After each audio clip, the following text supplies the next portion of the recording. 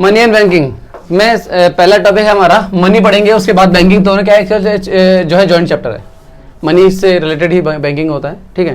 तो मनी के बारे में बात करते हैं, और ये है हमारा अपना सपना, मनी मनी मनी नहीं ऐसे,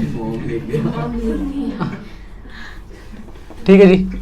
ये जो मनी है, ठीक है, बाप बड़ा ना भैया, ठीक है। A thing which commonly accepted as a medium of exchange is called money. भाई ऐसी कोई भी वस्तु जो मीडियम ऑफ एक्सचेंज के तौर पे इस्तेमाल की जाती है वो मनी कहलाती है। तो क्या सिर्फ ये नोट जो छाप रहे हैं, ये जो सिक्के जो चल रहे हैं, सिर्फ यही पैसा है? नहीं, इसके अलावा वो हर चीज जो एक्सचेंज के फॉर्म में यूज करी जा रही है वो मनी है। याद है, एक्सचेंज के फॉर्म में यूज हो। जब हम लोग दुकान में सामान लेने जाते हैं, दुकान वाले पास छुट्टे नहीं होता, वो हमें टॉफी दे देता, वो भी हमारे मनी है। नहीं, ठीक है। मतलब कहने का ये है कि जो एक्सचेंज की फॉर्म में दोनों पार्टी लेने को तैयार हैं, ठीक है। उसने टॉफी दी, तुम अगली जगह पे जब जाओगे किसी को टॉफी दोगे तो तुम्हें चाट मारेगा वो, सुनने बात, ठीक है। मतलब कहने का है कि हर जगह एक्सेप्टेबल नहीं है ना, जनरली एक्सेप्टेबल अगर है तो मनी कहलाती है, ठीक है। जैसे चेक है, ठीक है, चेक जो होता है वो जनरली एक्सेप्टेबल होता है। जैसे तुमने मेरे को बोला कि भैया मेरी फीस है 1500 रुपये, ये लो 1500 का चेक ले लो, तो ठीक है चलेगा, कोई बात नहीं, ठीक है, डाल दूंगा अकाउंट में, क्लियर हो जाएगा, ठीक है। मतलब कहने का क्या है कि अगर एक्सेप्टेबल है तो मनी है, तो मनी की फॉर्म में ये भी आ जाता है आपका चेक, ठीक है ना। इसी डिमांड ड्राफ्ट, आप नई नई चीज़ें सुनोगे, वैसे डिमांड ड्राफ्ट उन्होंने सुना होगा मेरे ख्याल से पहले, अगर कॉमर्स वाले हैं तो। जो ग्रामीण एरिया होता है उसमें माल दे के माल लेते हैं, वो भी मनी होता है। हाँ, वहां पर वो मनी नहीं कहलाता, वो बार्टर सिस्टम कहलाता है। A rupee is in Indian money as it's commonly accepted medium exchange here. India के अंदर जो मनी रुपीज जो होता है, ठीक है, रुपीज मतलब वो चाहे वो सिक्का हो चाहे वो नोट हो, ठीक है, ये जो है कॉमनली एक्सेप्टेड है, तो ये क्या कहलाएगा? आपका मनी कहलाएगा, ठीक है। लाइकवाइज डॉलर इन यूएसए, ठीक है, यूएसए में डॉलर जो है वो मनी है।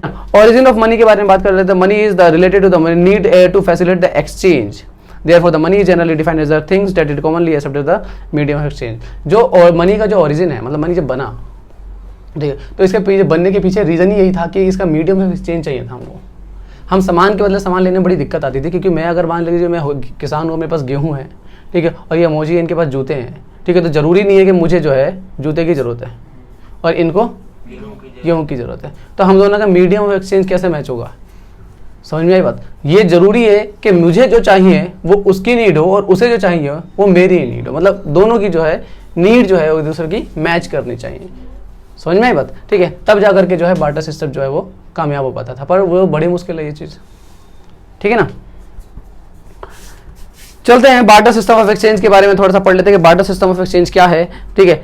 Barter system of exchange is a system in which goods are exchange for goods. Goods जो है वो वस्तुएं जो है वस्तु के बदले बदली जाती हैं, ठीक है ना।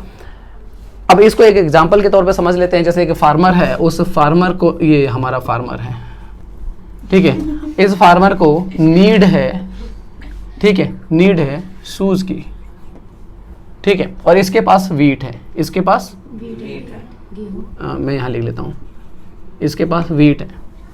तो इसको कोई ऐसा व्यक्ति ढूंढना पड़ेगा जिसको वीट की जरूरत है और उसके पास शूज भी हो, मतलब दो दो। इसी के लिए इसे क्या कहा जाता था, ठीक है, कि डबल कोइंसिडेंस, ठीक है, डबल कोइंसिडेंस होना चाहिए, दोहरा संयोग, आवश्यकताओं का दोहरा संयोग भी कहा जाता है हिंदी में इसको, ठीक है, कि दो तरीके के संयोग होने चाहिए। पहला तो आपको ये मिल जाए कोई व्यक्ति जिसको वीट की जरूरत हो, और वीट की उसे जरूरत है तो जरूरी थोड़ा कि उसके पास शूज होंगे, सबसे बड़ी दिक्कत ये।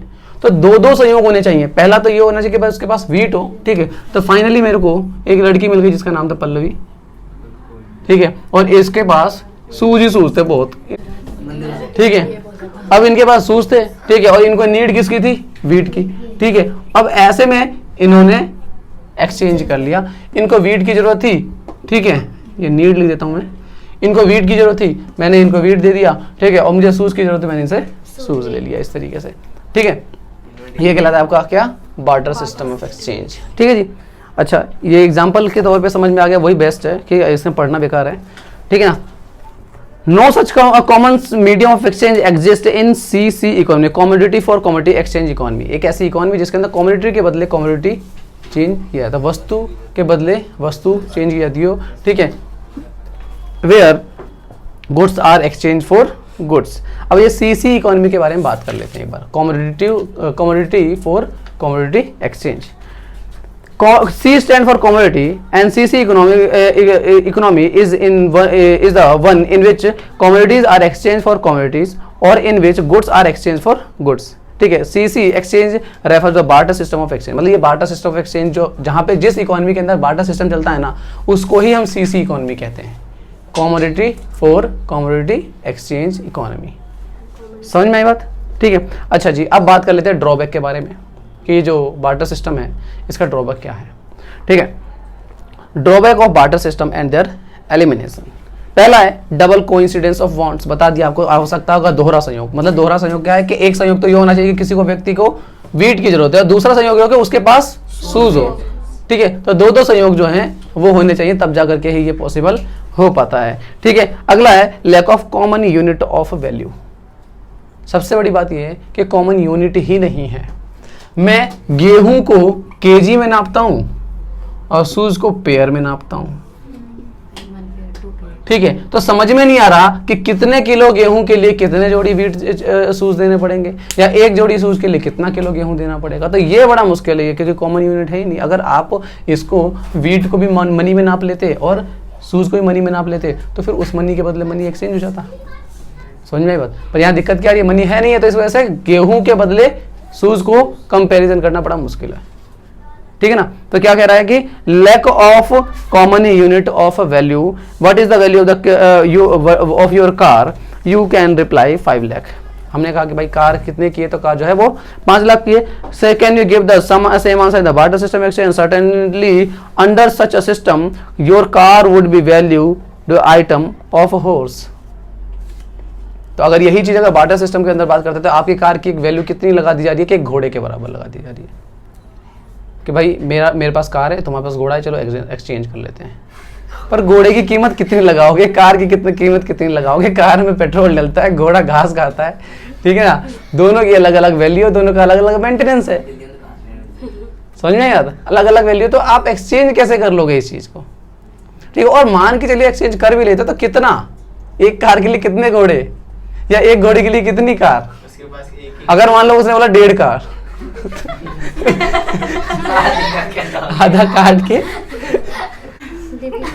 डिफिकल्टी ऑफ फ्यूचर पेमेंट्स और कॉन्ट्रेक्चुअल पेमेंट। बार्टर सिस्टम के अंदर जो है फ्यूचर पेमेंट को नहीं किया जा सकता है। जैसे मैंने कहा कि भाई मैं 2 साल बाद तुम्हें गेहूं दे दूंगा, ठीक है ना, तो फ्यूचर की पेमेंट नहीं की जा सकती, अभी के बदले अभी होता है। इसमें फ्यूचर में कोई हिसाब नहीं हो सकता, या पास्ट में कोई पेमेंट नहीं रोकी जा सकती है। ठीक है, आप सोचो कि भाई मैं इस पेमेंट को रोक लेता हूँ, ठीक है, आप आज मेरा ये काम कर दो, मैं कल या परसों या 2 महीने बाद मैं पेमेंट कर दूंगा, और वो भी किसी वस्तु को पे कर दूंगा। ठीक है, ऐसे नहीं होगा। ठीक है ना, तो इसमें जो है ये पॉसिबल नहीं होता। These days you hire a worker and strike a contract पे 10,000 पर मंथ। आप किसी वर्कर को रखते हो और 10,000 रुपये पर मंथ देने की बात करते हो, महीना पूरा होता है, उसके बाद 10,000 रुपये उसको देते हो। ठीक है ना, what do you do in the barter system? Would you decide to pay him in the table or a chair in terms of rice or wheat, in terms of the drugs or chocolate? Contractual payment or the future payments would certainly be very difficult on the barter system. देखो जी, हुआ क्या कि अब ऐसे में अगर आप मान को चलो किसी पे वो करते हैं, जो वर्कर है उसको अगर आपने काम पे रखा है, तो फ्यूचर में पेमेंट किस चीज़ में करोगे? आप बोलोगे भाई मैं गेहूं में कर दूंगा, या मैं मेडिसिन में कर दूंगा, ठीक है, किसी एक चीज़ में करोगे, तो फ्यूचर में उस चीज़ की वैल्यू क्या रहेगी? या फिर उसको स्टोरेज वैल्यू है ही नहीं है। और गेहूं को 2 साल संभाल के रख सकते हो, या दवाई को संभाल करके रख सकते हो। ठीक है ना, मतलब कहने का ये है कि अगर बार्टर सिस्टम नहीं है, बार्टर सिस्टम है, तो बार्टर सिस्टम के अंदर आप फ्यूचर पेमेंट नहीं कर सकते, या कॉन्ट्रेक्चुअल पेमेंट जो है वो नहीं कर सकते। साथ के साथ एक्सचेंज का मतलब तो साथ के साथ होता है ना, एक हाथ से दो और एक हाथ से लो।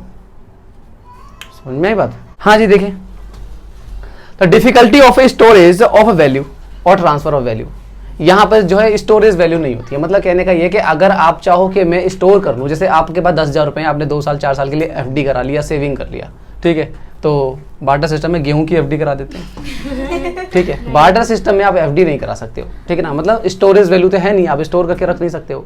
ठीक है, आप चाहो कि भाई आज मतलब ये जो गेहूं है, ठीक है, अभी 2 साल 3 साल के लिए रख देता हूँ कहीं पे, बाद में जब जरूरत पड़ेगी तो गेहूं के बदले किसी से गेहूं वो ये कुछ सामान एक्सचेंज कर लूँगा, बट वो चीज़ पॉसिबल नहीं है। ठीक है ना, आप कहाँ स्टोर करके रखोगे? स्टोरेज वैल्यू उसकी नहीं होती है। ठीक है, पढ़ लेते जरा। In the CC economy, saving is possible only the way of the storage of goods. CC economy वही कमोडिटी टू कमोडिटी, ठीक है, एक्सचेंज ऑफ कमोडिटी में आपको सिर्फ स्टोरेज वैल्यू या सेविंग तभी कर सकते हो जब आप उस वस्तु को संभाल के रखो। ऐसे तो अभी की इकोनॉमी में क्या है, आप पैसे है आपके पास, आपने पैसे बैंक में जमा करा लिए, आपकी सेविंग हो गई, ठीक है। बट अगर यही अगर सीसी इकोनॉमी अगर चल रही होगी तो उस इकोनॉमी के अंदर क्या होगा कि आप को वो वस्तु संभाल करके रखनी पड़ेगी सेविंग के तौर पे, तो वो चीज तो पॉसिबल ही नहीं है। समझ में आई बात, ठीक है। ये 4 डिफिकल्टीज के बारे में बात कर ली हम लोगों ने कि बार्टर सिस्टम की क्या क्या डिफिकल्टीज होती हैं, ठीक है ना।